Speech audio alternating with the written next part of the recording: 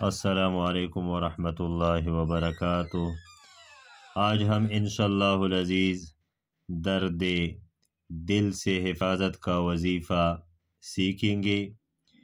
دل کے درد کو ختم کرنے کے لیے 3 دفعہ درود شریف پڑھیں، پھر دل پر ہاتھ رکھ کر 7 مرتبہ یہ دعا پڑھیں: یا قوی القادر المقتدر، یا قوی القادر المقتدر، قوینی قلبی، قوینی قلبی، اور دانے ہتھیلی پر دم کر کے دل پر پھر لے، پھر دانے ہاتھ کی انگلی دل پر رکھ کر 7 مرتبہ یہ آیاتوں پڑھے: فاستقم کما امرت، فاستقم کما امرت، ومن تاب معک، ومن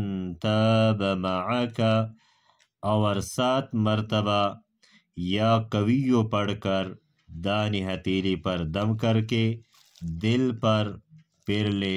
ہر نماز کے بعد یہ عمل کرے، انشاءاللہ العزیز درد دل سے حفاظت ہو جائے گی۔